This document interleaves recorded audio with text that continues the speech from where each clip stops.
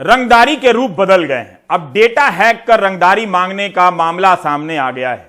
Delhi NCR के एक नामी ट्रस्ट का डेटा हैक करके हैकर्स ने 8 करोड़ की रंगदारी मांगी है। डेटा रंगदार धमकी दे रहा है कि वह सारी महत्वपूर्ण जानकारियों को सार्वजनिक कर देगा। कई नामी साइबर सिक्योरिटी की कंपनियां कोशिश में लगी हैं, मगर हैक किया गया डेटा वापस नहीं आ रहा है। रविश रंजन शुक्ला की यह रिपोर्ट देखिए।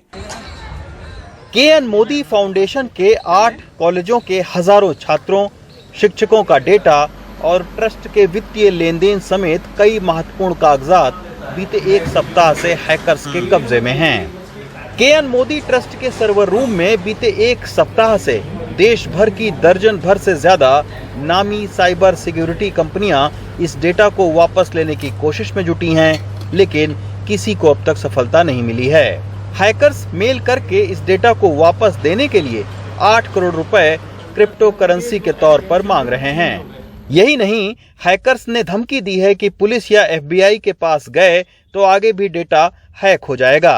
पहले से हैक किया डेटा सार्वजनिक कर दिया जाएगा। $20 लाख क्रिप्टो करेंसी के तौर पर चुकाने पर ही डेटा वापस मिलेगा। हैकर्स का यह भी कहना है कि वो ये काम बीते 5 साल से कर रहे हैं और अब तक उनका कोई साथी पकड़ा नहीं गया है।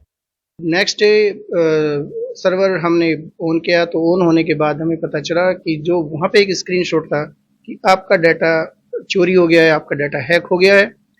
के.एन. मोदी फाउंडेशन का दावा है कि उसने साइबर सिक्योरिटी के तमाम इंतजाम किए हुए थे, फिर भी डेटा हैक हो गया। यहाँ तक कि इसके लिए एक नामी एंटीवायरस कंपनी की सेवा ली जा रही थी। साथ ही लीज लाइन के साथ बैकअप सर्वर भी था। अब यूपी पुलिस के साइबर क्राइम ने भी मामला दर्ज किया है। यहाँ तक कि हमारे सर्वर पे 8 साल से हम ओरिजिनल क्विक हील का, सिक्योराइट का ओरिजिनल पेड यूज कर रहे थे एंटीवायरस। हमने उनकी टीम को भी कांटेक्ट करा, उन्होंने हमारे सर्वर को इसको एक्सेस करा।